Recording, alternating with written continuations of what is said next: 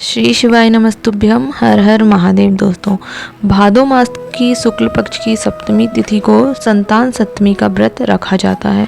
इस वीडियो में हम आपको संतान सप्तमी के व्रत के बारे में बताने वाले हैं।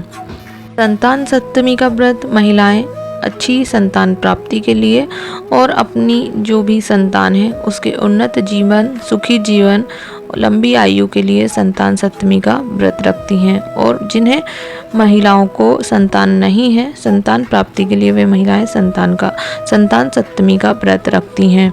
संतान सप्तमी के व्रत में शिव परिवार की पूजा होती है। माता गौरा और शिव गणेश जी की पूजन होती है। मिट्टी के शिव पार्वती गणेश जी की मूर्ति स्थापित की जाती है और उनकी पूजन की जाती है। इस व्रत को करने के लिए महिलाएं जो भी व्रत करना चाहती हैं वह सुबह ब्रह्म मुहूर्त में उठकर स्नान आदि से निर्वत होकर व्रत का संकल्प लें और इस व्रत की पूजन दोपहर में करनी चाहिए 12 बजे के बाद। इस व्रत में आपको पूजन होने तक निराहार रहना है। आप जल ग्रहण कर सकते हैं, चाय दूध ले सकते हैं, पर आपको अन्न का ग्रहण नहीं करना है। आप फल ग्रहण कर सकते हैं, पर वह भी पूजन के बाद। इस व्रत में आप मीठी पूड़ियाँ जो शिव जी को हम भोग लगाते हैं उसका हमें पूजन के बाद ग्रहण करना है प्रसाद रूप में। इसके अलावा हमें फल ग्रहण करना है। हम और कुछ इसके अलावा व्रत में ग्रहण नहीं कर सकते हैं और फल ग्रहण कर सकते हैं। अन्न का हमें सेवन नहीं करना है, नमक का सेवन हमें नहीं करना है। जो भी हम फलाहार ले रहे हैं वह हमें मीठा ही लेना है।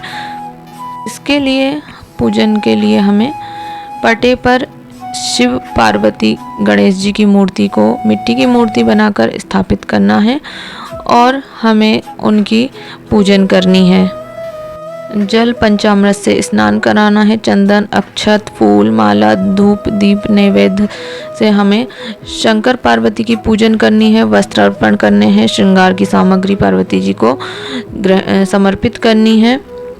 इस प्रकार से हमें इस संतान सप्तमी का व्रत का पूजन करना है।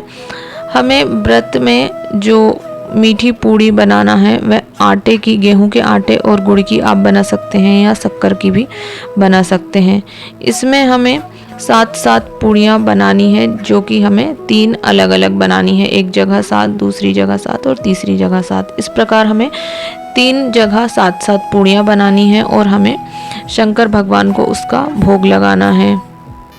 इस व्रत में हमें सोने या चांदी का एक कड़ा होता है जिसमें 7 गांठें लगी होती हैं और एक रेशम के धागे का एक धागा जिसमें कि हमें 7 गांठें लगाकर शिव पार्वती की मूर्ति के सम्मुख रखकर उसका भी पूजन करना है। और पूजन के पश्चात वह जो चांदी या सोने का हमने जो कड़ा जो तार का बना हुआ होता है वह हमने जो रखा था वह हमें धारण करना है और जो धागा है वह भी हमें अपने हाथ में बांधना है। और जो हमने प्रसाद के 3 हिस्से शिव पार्वती जी को भोग लगाए हुए हैं उसमें से हमें एक को प्रसाद रूप में बांट देना है, एक को हमें गाय को खिलाना है और एक जो हिस्सा है वह हमें स्वयं खाना है। उसकी 7 पूड़ियाँ हमें स्वयं खानी है। आप भोग में पूड़ी भी बना सकते हैं, मीठे पुए भी बना सकते हैं, मालपुए जिन्हें कहते हैं वे भी बना सकते हैं। आप छोटे बड़े आप अपनी इच्छा अनुसार कैसे भी बना सकते हैं।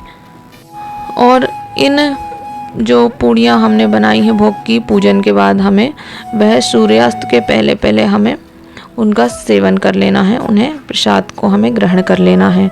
सूर्यास्त के बाद फिर हमें नहीं खाना है। आप चाय ले सकते हैं, पानी ले सकते हैं, लेकिन खाने की कोई भी सामग्री हमें सूर्यास्त के बाद नहीं खानी है। सूर्यास्त के पहले ही खा लेनी है। और पूजन के पहले हमें कुछ नहीं खाना है। और पूजन के पश्चात हमें इस व्रत की कहानी सुन लेनी है, पढ़ लेनी है। यदि 1-2 लोग हैं तो आप एक जन कहानी पढ़ लें और बाकी लोग सुन लें। इस प्रकार से हमें इस व्रत को करना है। इस व्रत को करके हमें शिव पार्वती जी से अपनी संतान प्राप्ति के लिए या संतान के अच्छे जीवन के लिए हमें कामना करनी है। इस व्रत को करने से संतान की उन्नति होती है और अच्छी संतान की हमें प्राप्ति होती है। तो आप भी यदि अपनी संतान की सुख समृद्धि शांति उन्नत जीवन दीर्घायु के लिए इस व्रत को रख सकते हैं। और जो महिलाएं संतान प्राप्ति करना चाहती हैं वे भी इस व्रत को संतान प्राप्ति की इच्छा से रख सकती हैं।